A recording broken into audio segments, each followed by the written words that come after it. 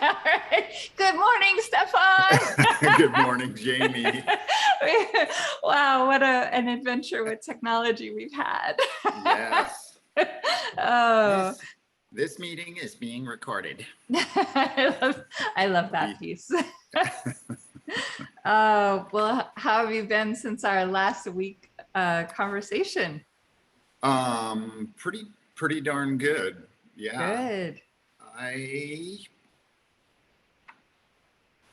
I'm doing my best to live my best life, for sure. That's good. That's good. Yes. Yeah. Nothing, a few little technology challenges can't wrinkle right up. Yeah. Well, the Google hoop jumping. I mean, as amazing as Google is, they have become one monstrous behemoth, and their user experience is a reflection of that. It so is, and oh man, yeah, it's a lot of miscellaneous sort of threaded together, sort of, but anyway, so yeah. Yeah. Well, I would have liked to have had that work, to had our little Google Meet recording work, but here we are. So here we are. We're zooming. Yeah, we're zooming, and in parallel, I'm trying to use the QuickTime screen capture to see if one works better than the other. Experimenting, constantly experimenting. So yeah, and we and then at some point we will look to people or a company that has experimented more than we have. Exactly. It's kind of work this stuff out. There's definitely, this thing exists. This tool exists, I'm sure. Yeah. Well, you said that you had a great week. I would love to hear more about what you've been up to. Well, I think the things that I realized this week that made my week great were other people recognizing that I was really well. That's awesome. People overtly, like my old dudes, and one of my old dude buddies commenting how clear I was, that I was a clear thinker. I may be a slow talker, but I'm a clear thinker. I think that's actually really cool because it's transmitting, it's radiating. Yeah, I think the thing for me is that I am looking for making sure that the right words come out of my mouth most of the time. Yeah. So sometimes that's slow, but usually it's clear. Sometimes it frustrates people, but I was acknowledged for it overtly at the coffee shop and with people, my peers or my elders or whatever. And that was rewarding. It actually was a sign of the work, right? Yeah. Doing the work, being clear, and deciding that I want to have joy, right? Like deciding that it's available to me, it's a choice. There's no time like the present. And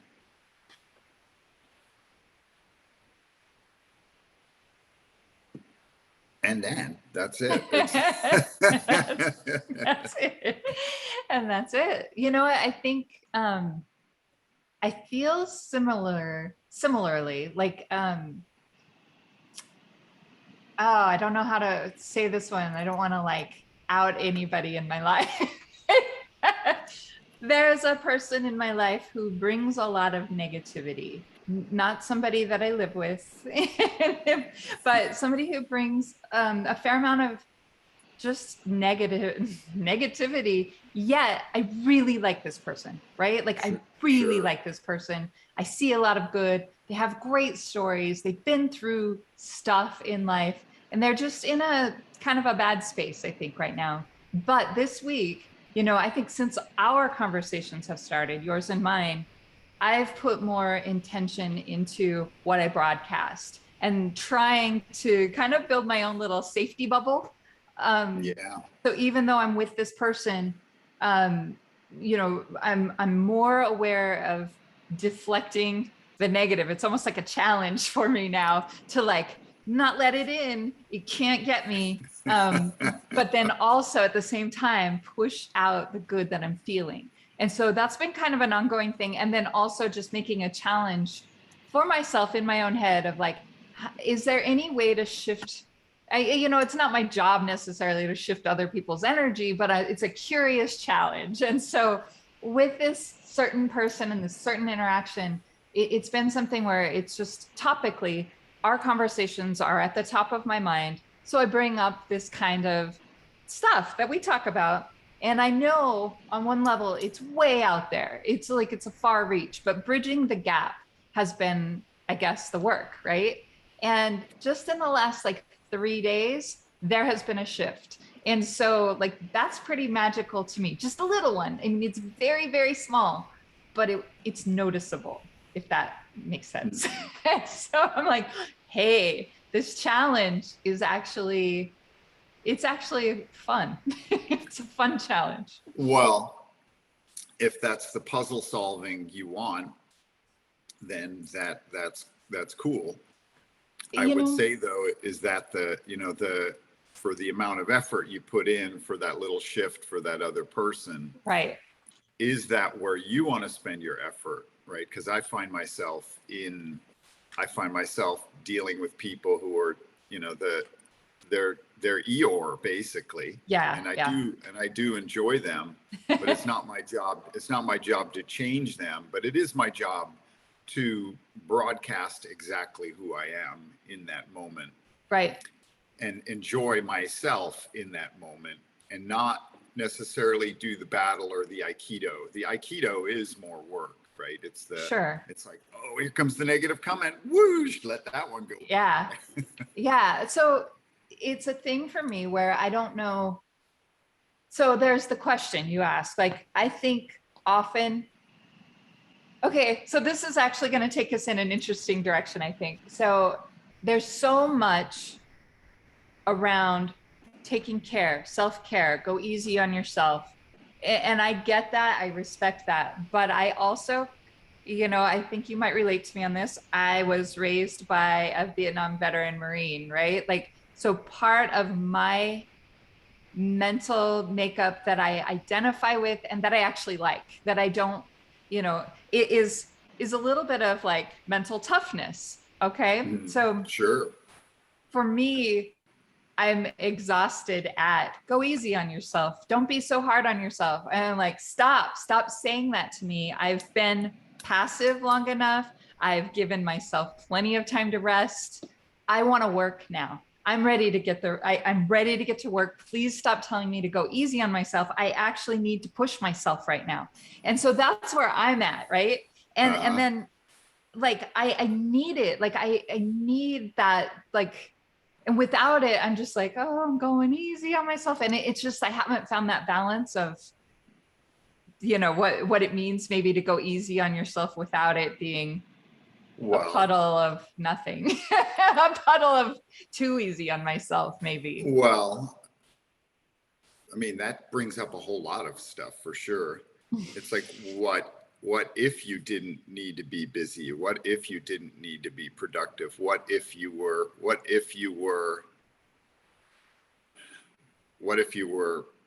good enough no matter what you were doing? Well, and so to me, there's not a question of being good enough. Like, it's not me. I don't feel like I'm going, oh, you're not good enough. You're not doing enough. It's that I have things I want to accomplish.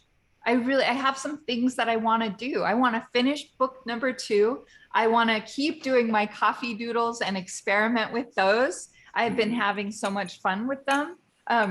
This little guy. Anyway, I have fun with them. So that's me. These are things I want to accomplish, but I sometimes let myself off the hook for doing things that I actually want to do when I'm going easy on myself, because I just feel like it's like, oh, you don't have to today. It's okay. And I don't know, maybe it's me just finding my footing in that mindset, right? Well, if you really wanted to, I would postulate that it would be easier. Right. That if there were the one thing that really satisfied you, or the one thing that really brought an immense amount of joy, then it would be easy, and you wouldn't need this struggle, the push pull of like, you got to do it, get off your butt. That's interesting. That's an interesting take So on it. Cause it's like, I do feel like I'm doing a lot of things that I want to do. There's always the stuff that I don't want to do that needs to be done. But like, I mean, I gotta vacuum and I gotta dust once in a while. I mean, there's like always the stuff that I really don't want to do that I do put off into the last possible moment often. But yeah, like maybe, it is that. It's like, I don't know, finding my way, navigating through these ups and downs and pushes and pulls and trying to let go. But also I like the framework of some structure gives me energy to move, I guess. And that's what I'm kind of grappling with, I guess, in that way. It's like, I don't know about like, man, some of the go easy stuff, I'm just like, stop.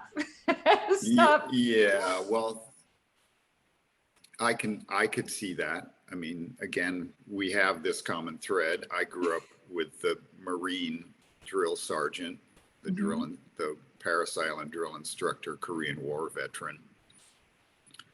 So I definitely know about, forcing things in my life. Right. And there's a lot of I that. definitely know about powering through, and I have very little fear of hard work. Yeah. I just, if there's something down and dirty I need to do to get through something, I can do it for sure. And I've had many blue collar experience that has proven to me that I can do whatever's in front of me. What I am looking for, though, are the things that really are swimming downstream. Yeah. Right. That are really, because I don't need to do everything in the world. Nope. I just need to do things that make me feel whole and make me feel joyous, and that bring joy to the people I encounter along the way, and where I have some creative influence as to how I experience what I'm doing. Yeah. And that I have found can be pretty much anything. It can be floating in a river in Leavenworth. It can be rock climbing. It can be hanging on the porch, having a discussion with friends. It certainly is this, what we're doing. Once we get rolling, it becomes one of the more fulfilling, good things that are part of my life. Yeah, same. It's very catalytic, it's positive, and it's examining things that pretty much are the only things that I care about, which is, how do I feel about my everyday? How am I affecting the people around me and my community and right? But all of those things start with me being clear, me being myself, and me being in joy. Yeah. So the question is what are the things that feel the most like swimming downstream? We don't have to do everything. We don't have to accomplish everything. I had a friend who for many years has helped me have these kinds of conversations, but he had so many ideas. He was about my future. Oh man, you got to write a book about this and all those experiences. I can't believe and there was just so much juice. And I'm like, dude, this is my life. I don't want to do all that. Life. And I don't want all the pressure of your expectation about my life. Yeah. That you're projecting here. This is like, that's a fantasy. And it's not even my fantasy. There may be elements of it that you are detecting, but it's not my path has been maybe much quieter and much more, you could even say sometimes ponderous from the outside. Yeah. But I realize now that it's been very thoughtful. And there's been many years where you would look from the outside and people would go, what the hell is he doing? There's nothing going on there. But I was finding my way. You know, I think, when I look, I don't know, I'm always kind of like this and that with my internal conversations. I'm like, for one, what's going on in somebody else's life is really none of my business unless they're seeking help, right? But then there is that, like, when I see your life, my perception is that you've got some stuff figured out. I've always felt like that with you, from the first time we worked together. Like, this guy has some stuff figured out. Like, this guy solved some things in this framework that we operate within, right? Like, this world, that I find inspiring, and that I am always interested in learning from, because I certainly don't have it all figured out, but I feel like I figured out some things, right? Like, in parallel to you, like, we kind of do our own thing in life, right? Like, I can't really remember the last time I was employed. Maybe it was when we were employed at the same place, or you were still independent there, though, right? Like, well, no, not, I mean, I was employed for sure. okay. Yeah. At the But beginning, the beginning, it was 100% commission. yeah, and then Actually, at the end, it was 100% commission. So yeah. I mean, yeah, so it was, but oh, that brought something up, and I lost the thread. You were really on it there. Oh, sorry about that. Oh no, go for it. Continue, because maybe I'll recatch the thread, because I it's the interesting framework. I don't even want to call it framework. The path of independence, and sort of just figuring out things as you go. I feel like I've been doing, I mean, I left my job in 2013 after a conversation you and I had, where I was like, hey, I don't know, I need to leave this job, but I don't know what's next. And you said, it's not about what's next, it's about what's important. And it, like, just shifted my whole, like, track of thinking, right? And I started exploring things, and actually very intentionally designing my life. And that, because that's what I know, right? Like, is how to design things. And there's an element of control involved with designing something, right? And so now I'm at this place where I'm trying to actually let go of the control aspect and let more just kind of organic stuff happen. But I struggle with the I'm so maybe programmed to think that I need to control the situation, that letting go is quite a challenge. And so that's where I think this fight comes from, right? This, like, well, I was raised to fight and to shape what I want and decide what I want. And I don't think that, being organic and letting go needs to mean you don't have goals and aspirations. Absolutely, you can and should have those things, right? Absolutely. You install those. You that's the only way stuff happens. The only way stuff moves forward is to have. Well, I won't even call it forward. Let's call it the only way that things actually manifest in the universe is by putting something in our minds, painting a picture, and then attaching a positive emotion to it so that it vibrates and broadcasts, right? We are the flatworms. We are these electrical beings. We are broadcasting all the time. The challenge is, if you are constantly pushing and saying, I got to do this, I got to do this, what it's the vibration that it's putting out is, I haven't done this. I'm not doing this. This isn't done, right? The subtext. If there's a negative emotion associated with it, then what you're broadcasting is I'm not getting my book done, or I'm not getting, right. I haven't, every time I see a dust bunny in the house, it's like, oh man, I haven't vacuumed, right? Even though I'm saying I have to vacuum, the feeling is, oh damn, I haven't vacuumed. right? In the simplest sense. Yeah. And I will add that a lot of the figuring stuff out is because I did a lot of nothing. You know what?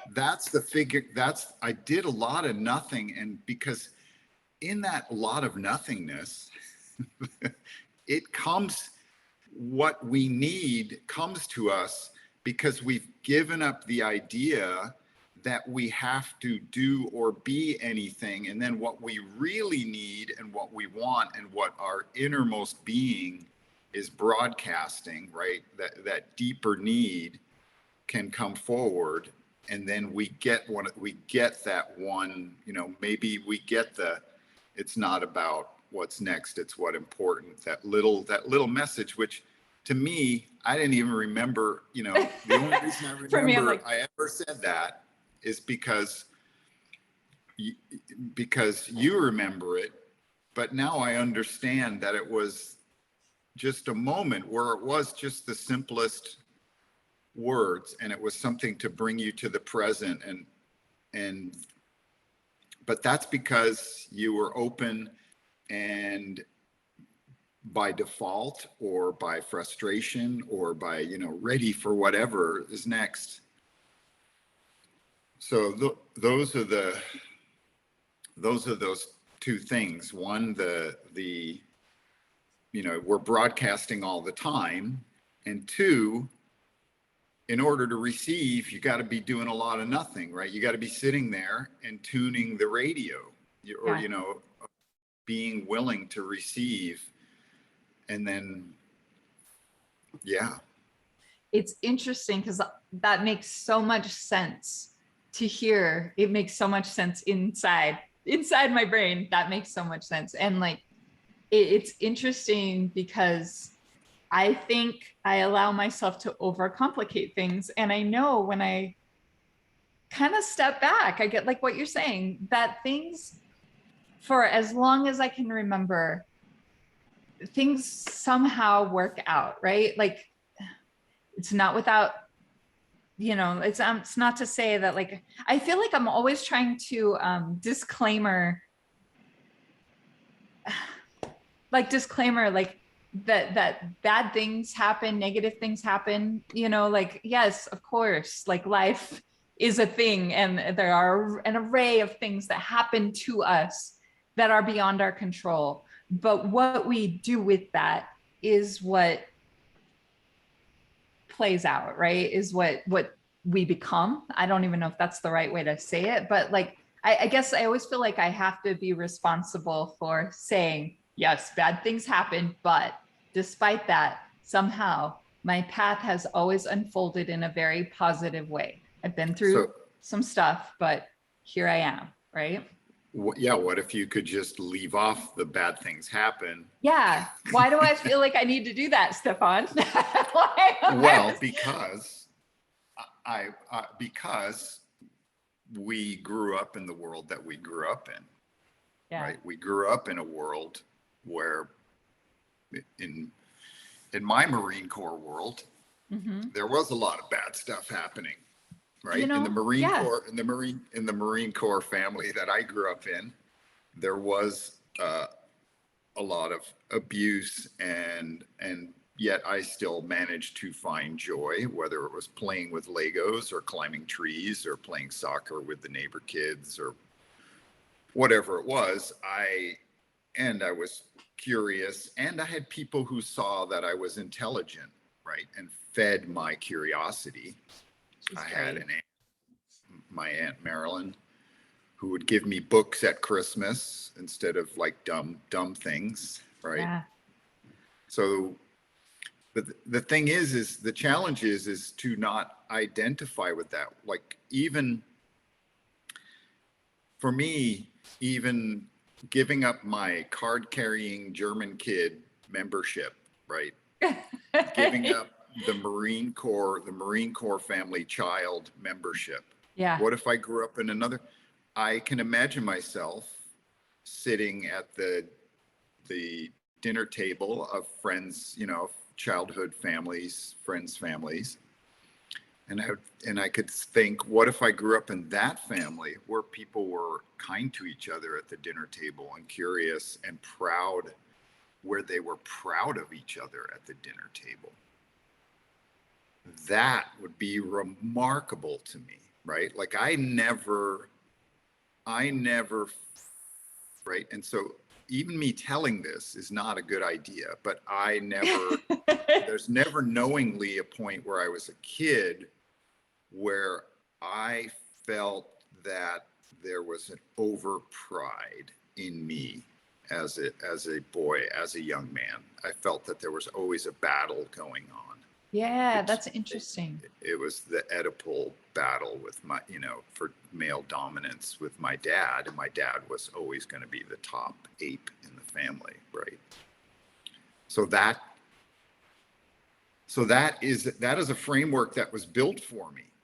But you know what? There are billions, there's an unlimited amount of frameworks about which we can write our story. And what if there was no framework at all? And that's the part that I mean, we talked about that a little last week.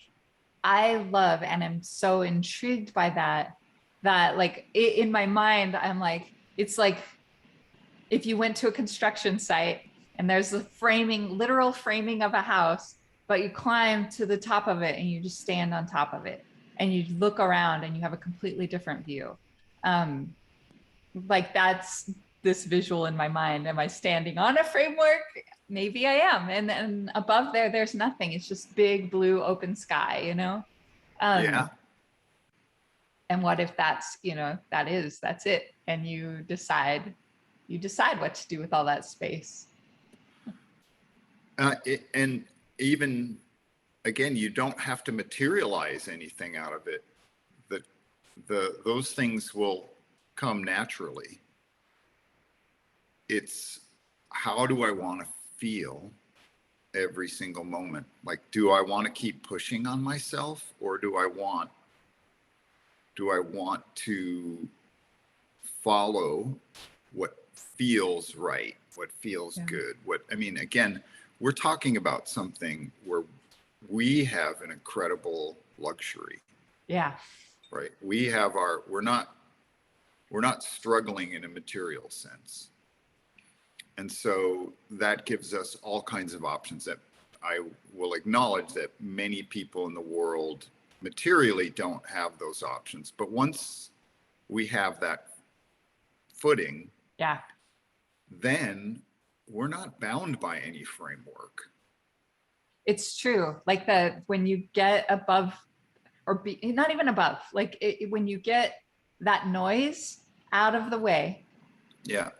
It's interesting, you are allowed to focus on other things. And it's sometimes it's almost like designing without constraints. There's so much possibility, it can be overwhelming. And so navigating that and reminding yourself, like, clear the noise, clear the overwhelm. There is no overwhelm. There's nothing to be overwhelmed by. Just feel your way through it. Well, I would say that it's not everyone is allowed to think and feel however they want. The challenge is what's taking up our focus, and where are we spiritually, and are we warriors doing battle? Then that from that level of spiritual place, there's not much but good and evil, and not a big framework, not a really a high vantage point. If we're a scientist doing research on flatworms, that's pretty cool. That's a pretty high framework. But there are higher, different, more rare vantage points, let's call it. Castaneda might call them reality assemblage points for reality that are much higher. A guy like David Hawkins, he organizes those along a continuum from 0 to 1,000. And if you're not at least at 200, which is where you can have an actual clear understanding of what's true and what's false. And most of the world is below 200, or maybe most of the world.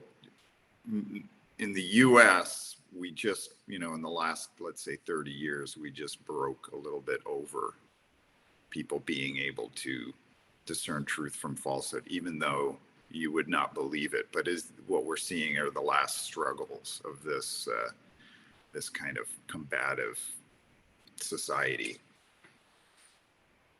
But ultimately, we can keep pushing our vantage point to where the number of where we aren't bound by these frameworks, where we have a view. And also, I mean, that's one metaphor. The other, I still do like the metaphor of what is jumping in the stream and swimming downstream, because if you're in the stream, you get to see everything along the way, right? If you're just standing on the shore, you only get to see what's there at that one place. Yeah. And if you're swimming upstream, you're basically trying to swim into stuff places that you've already been. Right. Which is right? not, yeah. Where's the benefit in that?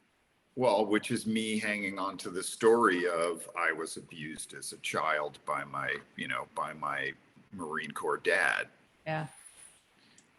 He wasn't even in the Marines anymore, but his, right? That's mine too. He was out of the Marines, but the stuff they brought with them from war and from their military upbringing, from the abuse my dad experienced in his household before the Marines, the reason he signed up for the Marines to get out of his home.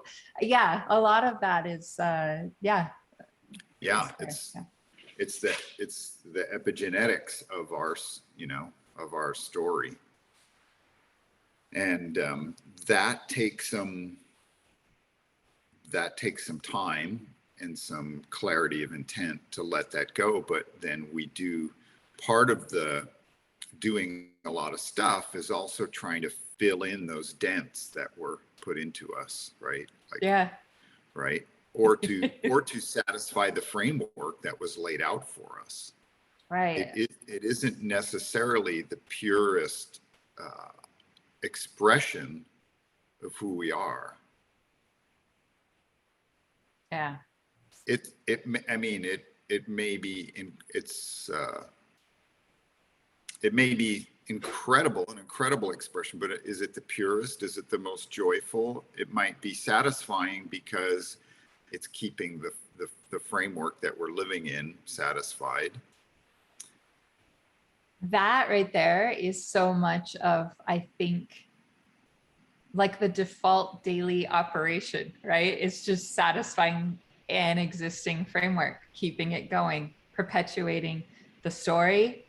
I love the practice of trying to shed that, of shedding the existing framework, recycling maybe, and are there materials here that are good and valuable to bring along in this downstream movement, or is it stuff you just shed completely and let go of? Yeah, it's interesting. That's what I find these conversations to be, though, is it's very much like a maintenance of the practice of improving and questioning and checking in. How am I doing? It is. Yeah, it is. It is a discipline. It is a mental discipline, and Carlos Castaneda in the Don Juan books would say that you have to stalk yourself. Oh, interesting. It is self-stalking, and it is a ruthless self-stalking. There's no emotion involved in it. It is just observing behaviors and letting go and taking away things that, not taking away, but just letting go and moving into new places. And I would say the Castaneda books, these Tales of Don Juan, there were probably 7 of them or 8 of them ultimately. And the first one, I think, was written in 1963, but they were the first books that helped me understand the nature of reality when I was having my own, just when I was starting in college, I was reading these. I found them at a used bookstore or something. I thought this would be interesting to read. But it helped me deal with some experiences I was having. And Castaneda or Don Juan would say that these drugs, the people doing the ayahuasca and the datura and the mushrooms and things like that nowadays, he would say, and I'm paraphrasing from a book that I read a long time ago, but I would say that he would say that those drugs, that while helpful to put you in a new perspective, they are only for the stubborn learners. Yeah. Right? Because they're there to blow the frame. Like, the reason you take ayahuasca, the reason you do mushrooms, is to blow your framework apart, right? To just blow it apart and see things from a completely different perspective. It's interesting. And then you come back and go, wow, I saw some things that I just can't believe exist. And maybe the world is a little different. Maybe I can be different. And maybe there's something new for me out there. Or maybe I can feel differently about my childhood trauma, right? And so that's, and now I see these ketamine clinics. Right. Right. They're super popular here in Washington, ketamine assisted, and I went with a friend as a buddy, because when somebody does ketamine, it really, depending on how much of a dose they give you, it really does blow your mind, and you can go to some really weird places. And so then it's nice to have a friend to drive you home while you've had your mind blown. Sure. But these places are making so much money, and there's no re-entry counseling. The people who are administering the ketamine, they're just young people who are like lab techs and, nurses and things like that. They're not counselors. They're not spiritual guides. They're not anything. And so, great, you get your mind blown. You see assemble a new part of the universe. And then you come back and you're in the same framework without any tools. And that's interesting. Wow. But it's, I have one friend who probably in his 40s or 50s, left his profession and then became a counselor, and he is busier than ever, right? There, like, well, we already talked about this, didn't we? Like, counseling services, it takes months and months and months just to get anyone. And so now you have these kind of shortcut methods, right? As Castaneda would say, for the stubborn learners. Right. But it's not giving people the time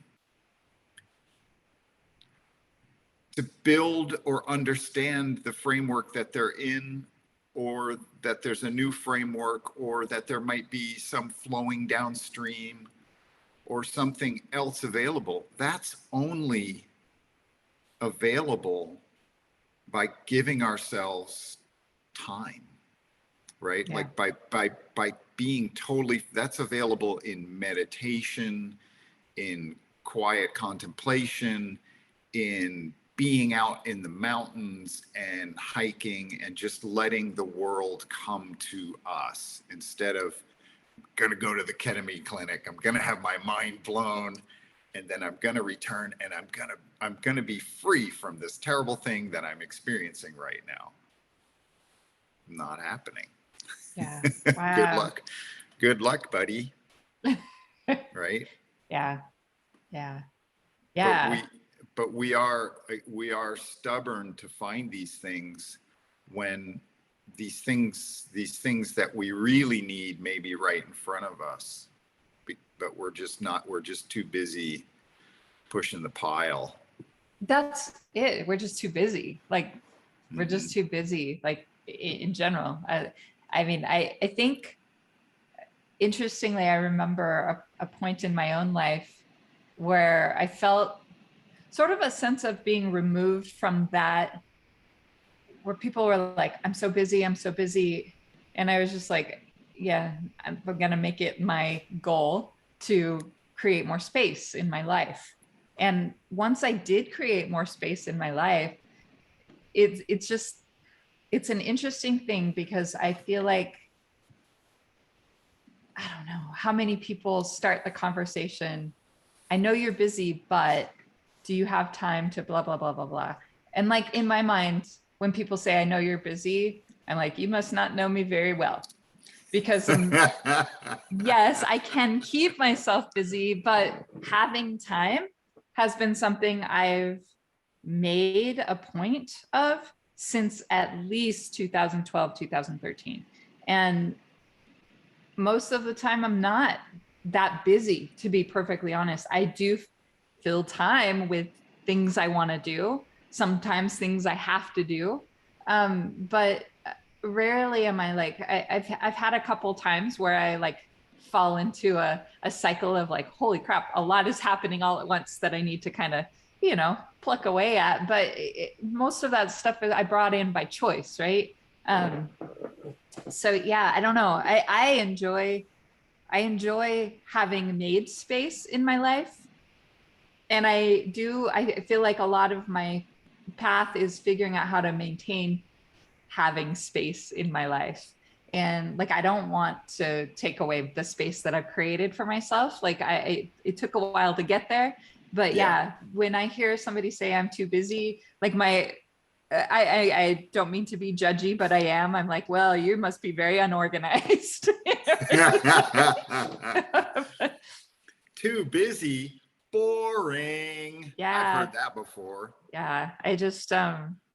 I'm Well, so it's busy. I'm so busy. I feel like it was a status symbol at one time for people. Maybe well, no, it's still no, absolutely. It is the fundamental status symbol for Western society. I'm busy, I don't right? like it. No, no, I don't either. The one that is a compliment to I'm so busy is, oh man, I've had a crazy day. Yeah, right? Yeah. My afternoon was crazy. Like that word isn't even allowed in my everyday I've vernacular. That yeah. word, I do not allow that. I do not allow that word. That word doesn't, not even that I don't allow it anymore. It just doesn't exist because that I have, I want to say this clearly. I would say that I have an experience of what I might call crazy, Hmm. where I was, uh, maybe I would have been put in a mental hospital if I wasn't surrounded by the people who I had in my life, who just accepted what somebody else might call crazy. So that using that word means something very different to me than how Yeah. casually people use it. I feel And that as well. it's a derogatory, crazy is actually a derogatory term, Hmm. because I was not crazy. Was I maybe broken? Was I maybe confused? Was I in a bad pattern of existential dread? Absolutely. Yeah. Yeah. Right? But crazy is such a broad derogatory term. Why Yeah. would you ever use that to describe how my day was crazy? Right. Right? Because that is such a one, it's such a bad imprint on your life if you're using it regularly. And two, it's a hyperbolic excuse Yeah. or maybe being disorganized, or maybe being just purely unhappy with the people you're around or what you're dealing with, or being purely disinterested. Like if it's like, oh, I'm sorry, I'm so late, or I'm sorry I didn't, get in touch with you because my day was crazy. Right. It's funny. I find comedians are often really good at picking on the nuances of our language, right?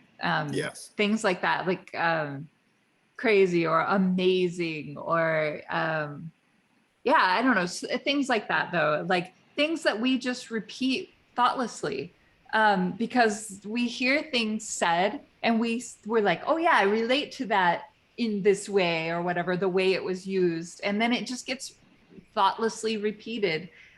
In my work with interfaces, in digital interface design, word choice is such an important part of building a usable interface. And so the exploration of word use and word choices became sort of an integral part of my life. And so, yeah, words like crazy, words like I try to omit words like that maybe are over exaggerated, or but I also have a different association with the word crazy, having visited my dad many times in veteran institutions where he was probably in the best mental state of many of the other patients in those environments. And having observed that from a very young age and throughout his life, and my younger years, like my idea of crazy is way different than the Yep. usual,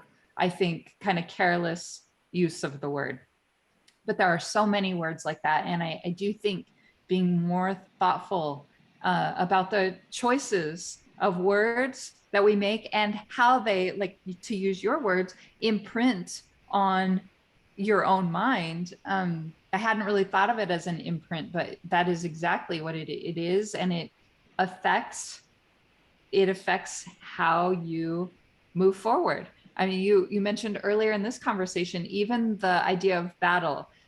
Something I used to talk about when I was doing, tech conference speaking gigs is how often agencies use the term, like there's, agencies have a war room where they go and they use all of these battle analogies. And I'm like, is that how we think of our clients, are the enemy? And, like we go into the war room so we can plan how to approach their problem or their challenge or address their need without the client, often. And it's like we have all these frustrations, but we're framing it that way. Like, so obviously, oh, the customer's so annoying. They want this and we want that, and they don't see. And it's just it's so baked into that culture that, Yeah. they're the enemy and they're the bad guy. And here's the war room and we're going to battle. And it always it drove me crazy back when I was in that world, but it transfers out into so many, Well, it didn't. subcultures and environments. Well, see, there you go. It didn't drive you crazy, but you're still using that word. Yes. It did. And that it didn't And drive me crazy. I've been in those situations with you when the Yeah. client was the enemy. Yes. And And well, yet, and we had a boss at the time yep.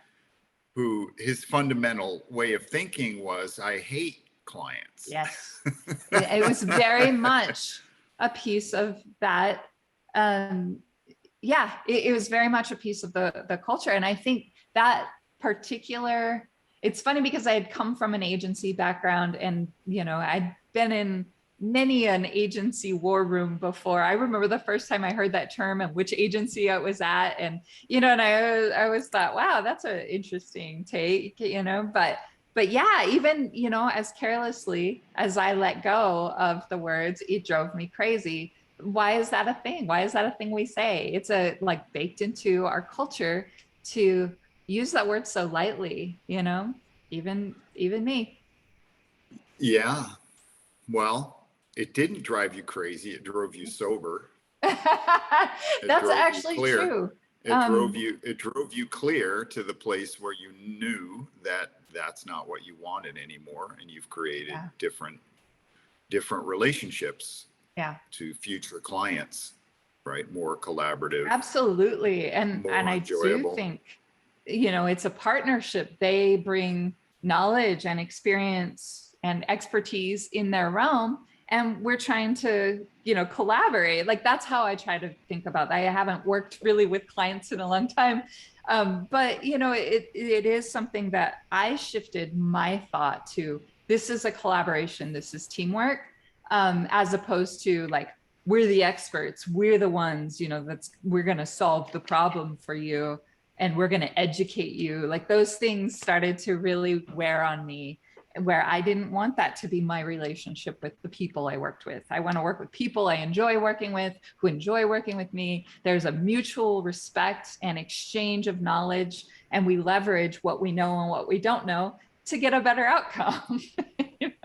So, Yeah, that is a wonderful affirmation that you just stated in terms of how you want to interact with other humans.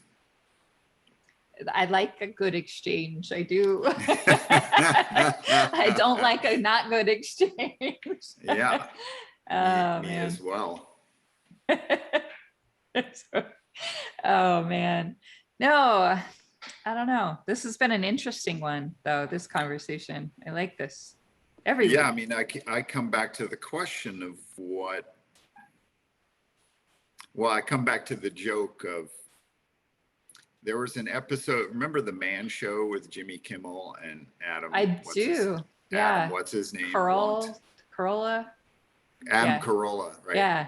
Now you could never put that show on. It was Right. it's too, Me Too movement would crush that show. But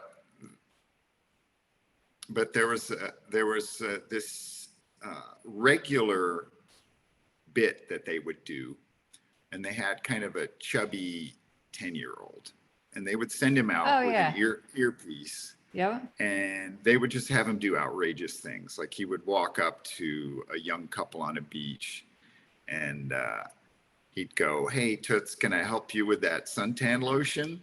And then the dude would get up, and see that it's a 10-year-old being really brash. But there was a moment where there was one bit where they had the 10-year-old by the side of on a sidewalk near the stadium, and he had a couple pitchers of beer, and he was selling beer. I do remember that. I didn't watch the show regularly, but I remember that kid and I just saw it probably later on YouTube or something. But there's a moment where these two old ladies show up, and he's like, "Hey ladies, would you like some beers before you head in?" And they're like, "Oh, well, I don't know about that, young man. Are you even allowed to be selling beers?" And the kid just goes, "Hey, lighten up, Hitler. I'm just trying to make a buck."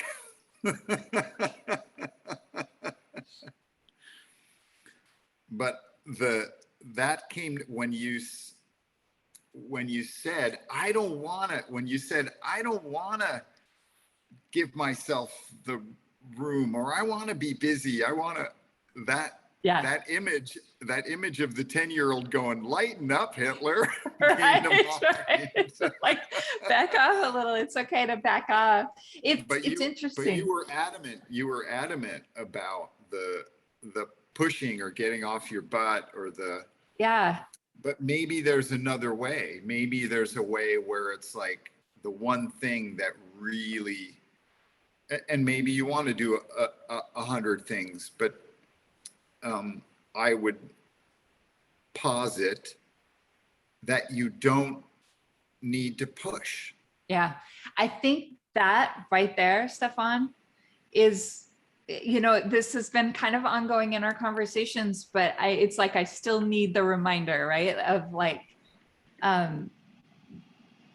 being open to the possibility that there's another way, like standing back from your attachments and your beliefs and this is how I need to, or I function, or whatever, standing back from that Just let go, stand back and reassess. Like maybe there's another way. Maybe, just maybe there are 1,000 other ways. And if I stand back and just do nothing for a minute, 1,000 other possibilities, or even just one, will illuminate. And giving yourself the space for that to happen is so important. And I know it like intellectually, I know it, but making a practice of it and actually doing what we know intellectually, that's where the practice comes in, right? And the reminder, and like, oh yeah, don't hold on so tightly to what you believe is the way you function or the way Well, you believe. even that language of "don't hold on" is an affirmation that you are holding on. Right. It is. So And and so so there's a lot to untangle here. then it keeps the holding on, right? And so the trick is in that moment where you're like, don't hold on, don't hold on, don't hold on. You're just repeating. The universe doesn't care about the don't part. It's just hearing holding on, holding on, holding on. that that in that moment, it's the point is to change focus to anything that allows you to just let go and not focus on the don't hold on, because that just will strengthen the holding on. Yeah. Yeah. As See? weird as it sounds, the don't hold on or the I gotta do something. The thing is when you're adamantly saying, I gotta do something. I gotta do something. Right, I gotta get, oh man, I got this to do. I got this to do. It's telling the universe that there's a whole lot of things that you aren't doing, right? Mm-hmm. Because you aren't in the moment that you are saying, I gotta do this, you actually aren't doing it. Right. Instead of allowing what you would like to do to come to you and do it in the appropriate time or in a most comfortable manner or in a joyous way. And so that is the trick of changing focus. The moment we feel that juice of anything that we find negative in our lives, and then we focus on it, or we focus on needing to escape from the negative, that's when we are, right? You're pushing against the negative. You're pushing against, I've got so much to do, I got to get going. I got so much to do. I've got so many things I haven't finished, right? And then there's the fucking dust bunnies, right? That are still waiting for me, right? Those are they. I can't remember the last time I vacuumed, right? And not that this place is a pigsty. Oh, you're pretty tidy, dude. but I'm testing my own tolerance for dust bunnies, right? Get one of those little Roombas. Yeah, I really would. I wouldn't mind one of those, but I just don't trust them yet. For what it's worth, we have a Roomba. Yeah. We named him Mr. Queen, and he does a great job. And he runs now and then. He gets stuck on some things now and then, but it's really nice. Actually, it's really nice little addition to life sometimes. So yeah, just throwing that out there. Yes, yeah. Part of it is too, is like I have this story in my mind that I'm living in a temporary place. Yeah. Right? It doesn't quite feel, I'm doing my best to make it feel like home. And even just for the first time, let's say in I've been here over 6 months now, 7 months. I'm finally having like a formal dinner, people over to hang out. Yeah. Which I haven't had in a long, since the pandemic. I've had friends over for, dinner here and there, one person at a time. Yeah. Yeah. Yeah. Tricky. Yeah. All these things are tricky because the moment we recognize something is wrong, if we focus on what's wrong, or if we focus too hard on the solution, we're only telling ourselves that we haven't fixed what's wrong, right? Like, That's so true. right, I need to do this because that'll solve my problem. I need to do this because that'll solve my problem. Every time we're like going, I need to do this, it's telling the universe that I have not solved my problem. So true. It's so true. It's so true. I feel like, man, I feel like this has given us a lot of, or given me a lot of like, I don't even want to say work. Like, I'm excited about this next week and how I navigate my way through it, because I do find that I get hung up in a lot of these word choices, and they're coming out of my own mouth, even though I feel like I've made enormous progress on word choices and mindfulness in that way. There's always work to do, work.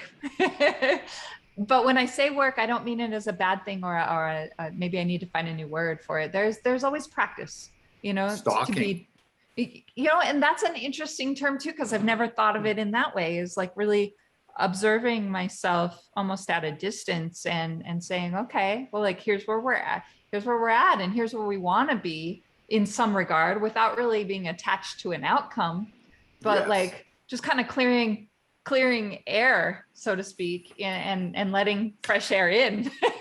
So it's just it's interesting, because man, that's kind of all I've got, man. We reached the end of my brain's capacity today. Kaboom. I No like it though. ayahuasca, no ayahuasca necessary. Oh, I like it though. I like it a lot. Yeah, because you're taking information in an ambient, it's not the appropriate use of the word, but let's call it an ambient state of consciousness, right? Yeah. You are clear and aware, and you're not in an altered state. So all the information that you take in, that we have exchanged in this state, is available in this state, right? It's not, we didn't come up with it in a dream and then have to write it down in a notebook and try to remember what brilliant idea we had, right? It was, we have absorbed this in this ambient state right here. And so it's available to us in almost all everyday activity. And that is the benefit of not being a stubborn learner. Right. That's the benefit of not needing to go to an altered state or have your mind blown to take in new information. I love that you said that. Just interject that. Yeah. Just as thanks. someone who's, I've never experimented with substances of any, I've definitely had an alcoholic beverages, in my life, but as far as I've never even smoked weed, like, in my life, mushrooms, or I've never done those things. And I like where my mind is at right now. I know that there's room for improvement. Sometimes I wonder if I should, in order to open my mind more, but I don't know. I also I'm okay with my mind just being what my mind is, the way I was born with it, kind of. I don't know if that makes sense, but like, it's got its own ability. I don't know. Well, you do know. You may not believe that you know, but you do know. It's all in there. Everything you know is with everything you need to know is everything you need to know is accessible. It's within the reach of your spirit. It's all there. There is nothing missing. It's just that your perception of what's there might be limited. Yeah. But you are not limited as a being, as a spiritual being. You are not limited. Everything you need is within your grasp.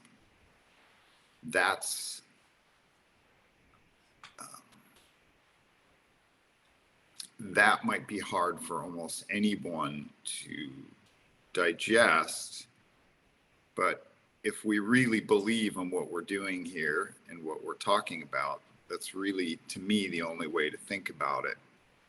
Because everything else is some arbitrary idea pulled in from someone else or the outside that doesn't really have anything to do with me. Yeah. Yeah.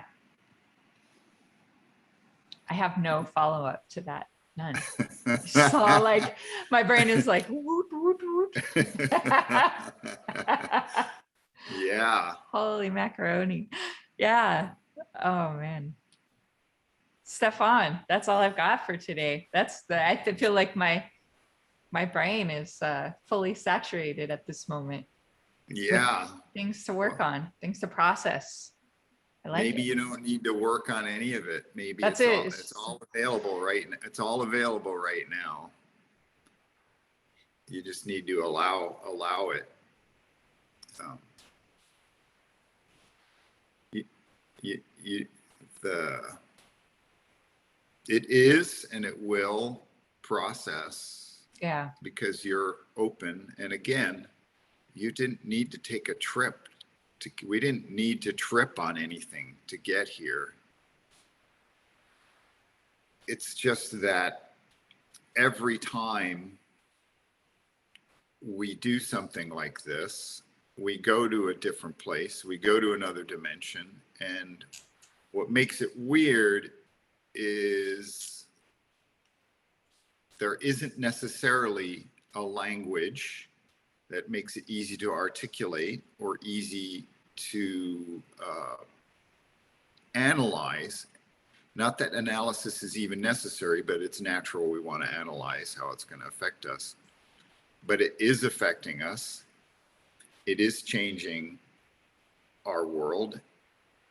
And it's also changing the way people are going to interact with us naturally. And we may not be able to communicate that back to anyone else. And that brings me all the way back around to the beginning of this conversation where yes, somebody overtly told me that, oh, you should talk more to Stephan about your divorce because he's a clear thinker. that's so cool though. What a compliment, you know? Right, but it was not but it yes. And what was funny was it was just so overt. And then I thought, man, I don't know if I want to be spending all this time talking with this guy about his divorce, because the only thing that would make it fun for me is if he actually wanted to complete his divorce, which I don't think he wants to. Yeah, this is someone you've mentioned early in previous conversations, I think. Yeah. It is interesting. I don't want to be stuck in other people's sticky situations either. Yeah. And it's like, sometimes people you enjoy being around, this kind of also ties back to, one of the people I referenced earlier who brings a lot of negative energy. And I've shifted my thought to like, if I'm going to continue this relationship with this person, I have to bring a different, I have to make sure that I protect what's mine, right? Yes, there's an effort in that, but I've made it fun. It's actually become fun for me. It's not like a battle or a suck of energy. It's kind of like, I feel positive energy from trying to radiate positiveness. Like I feel good about it. I am enjoying it right now. If, I reach a point where it's not fun anymore or not bringing me joy in some capacity, then I know I need to shift something.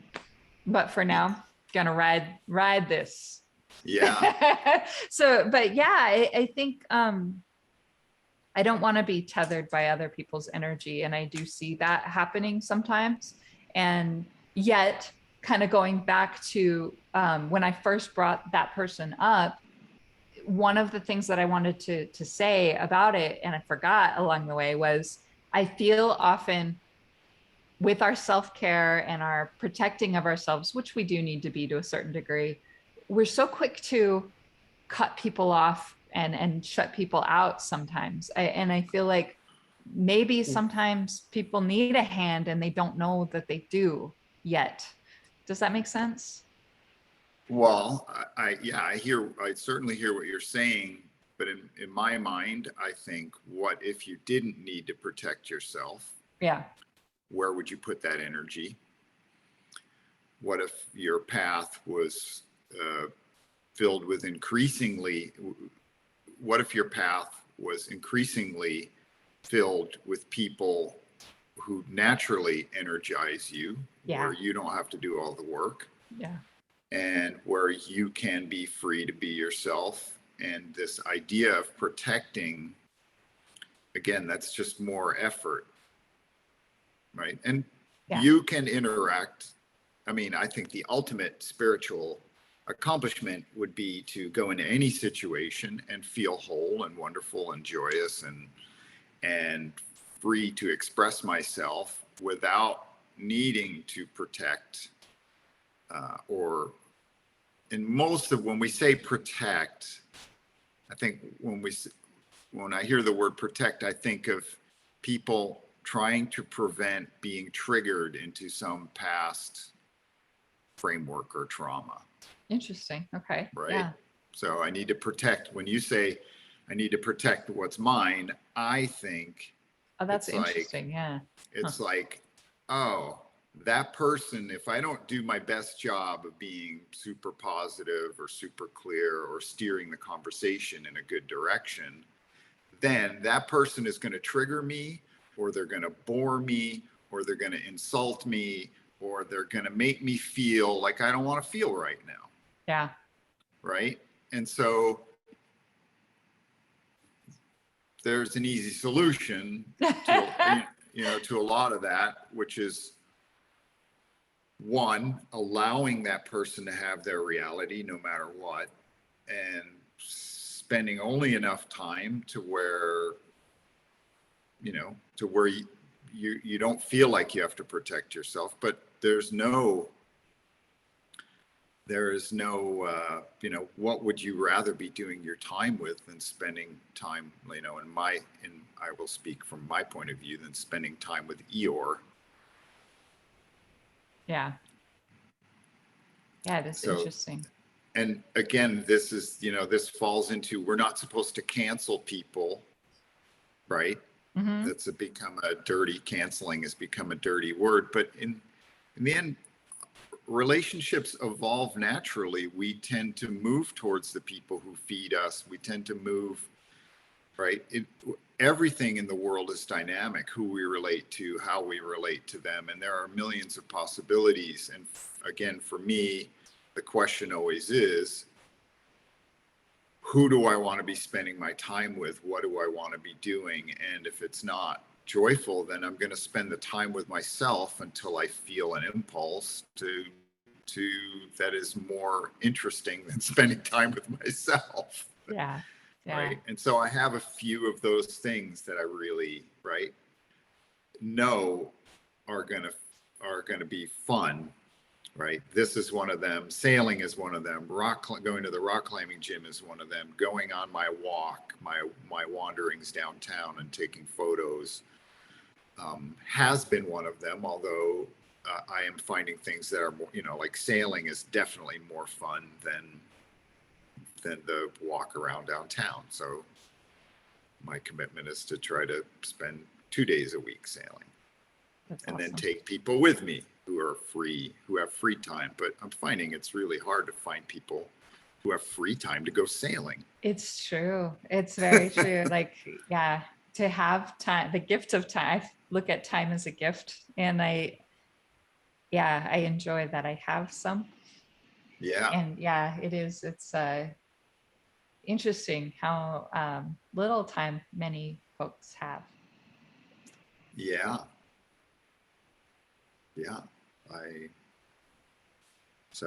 I cherish this moment that we get to do this in an unconstrained manner. I look forward to us finding better tools so that this becomes seamless, that the initiation of this becomes seamless, because it is a little bit of an insult to the flow when we're just hassling with technology at the beginning. Right. And both of us having spent whatever 20 years in the tech industry, 20 years in the tech industry. And here we are. Yeah, that's so funny. It's I don't know. Yeah, we'll keep exploring tools. I know there's stuff out there that will solve the problem. And you know what? We figured it out for today, and we'll see what we end up with. Yeah. And I'll go through and sort through because you haven't posted anything to I haven't. I wanted to wait because you mentioned the importance of titling. Yeah, just the file name. So maybe I'll pick one and come up with a convention that we can agree upon. That sounds good. And then I'll put it up, and then I can pick it up from there. But yeah, I wanted to make sure I talked to you about that before I just posted them all, because you mentioned that, for SEO and whatnot. And I think, I mean, these are just open conversations and whatnot, but like, yeah. And those, I just took the raw video. I didn't edit it. I didn't, do anything. Yeah, I don't think we need to. I think we can just start putting those up, and then, eventually we'll get more professional about it. Yeah, well, figure it out. But I have a great enjoyment for the learning process as well. I have a great appreciation for the learning process. So sometimes technology can be uncooperative, but I do love just experimenting our way through this, even out loud, because I think it's real. Yeah, for sure. All right, Stephan. Jaimee, thank you. Thank you. Wishing you a glorious week with all kinds of fun things. And I will talk with you soon. All right, take care. Cheers. Bye.